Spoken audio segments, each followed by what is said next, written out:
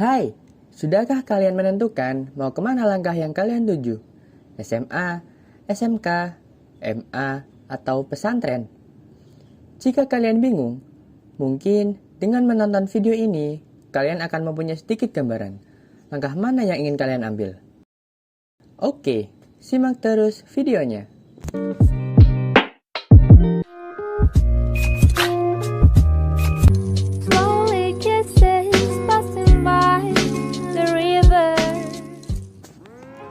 Perlu kita ketahui, dalam tingkatan sekolah di Indonesia, SMA adalah tingkatan akhir dari pembelajaran dasar dan menjadi pintu gerbang untuk masuk pada jenjang yang lebih tinggi, yaitu perguruan tinggi atau kampus. Seperti apa definisi SMA dan apa yang membedakannya dengan sekolah menengah kejuruan dan madrasah aliyah? Mari simak pembahasannya berikut ini.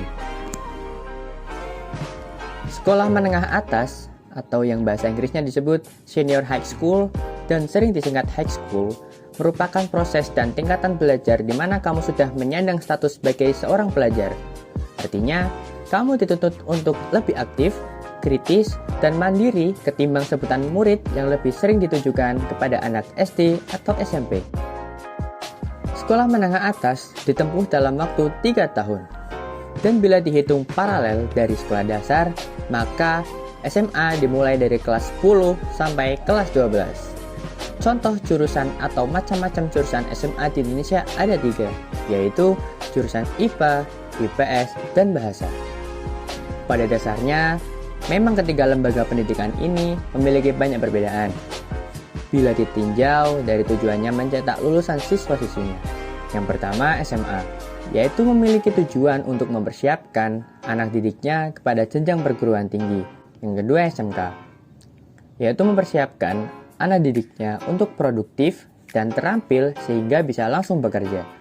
Sementara MA mempersiapkan anak didiknya untuk melanjutkan ke perguruan tinggi berbasis agama di bawah otoritas Kementerian Agama seperti UIN atau IAIN.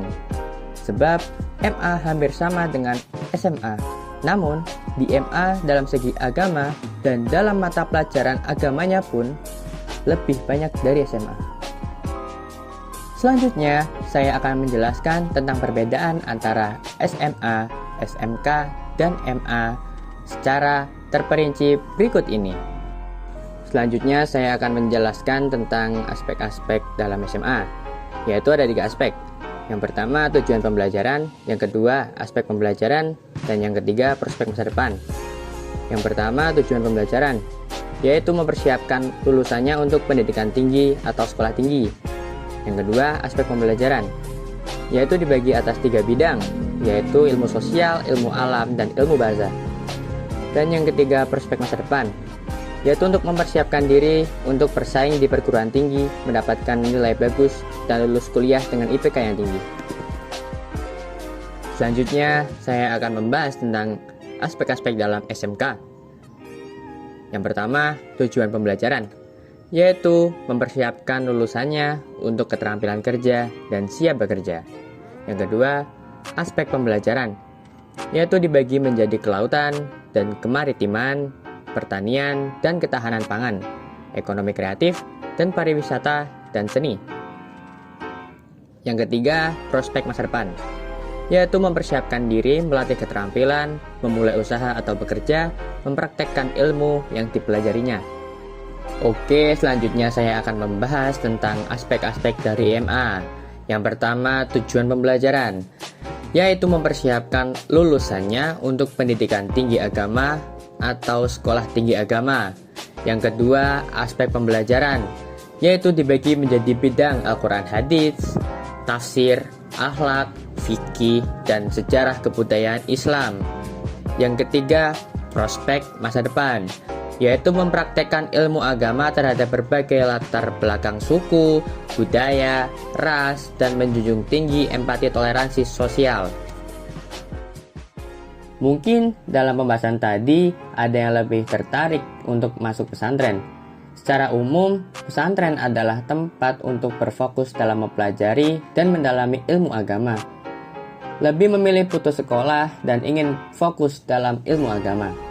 Ada juga pesantren yang menyediakan sekolah yang peraturan dan kurikulumnya tidak berpatok dengan pemerintah, namun dibuat sendiri dan di dalam pesantren itu hanya berpatok dalam satu pandangan, yaitu pada kiai. Dan untuk prospek kedepannya dalam pesantren juga bermacam-macam. Ada yang ingin menjadi kiai, menjadi ustadz atau guru dalam pesantren, ada yang hanya ingin mengabdi kepada kiai, dan lain sebagainya. Tidak terasa sudah di penghujung video ya teman-teman. Mohon maaf jika ada salah-salah kata atau kata yang kurang tepat. Sekali lagi mohon maaf. Semoga bermanfaat. Saya undur diri. Thank you. Ciao.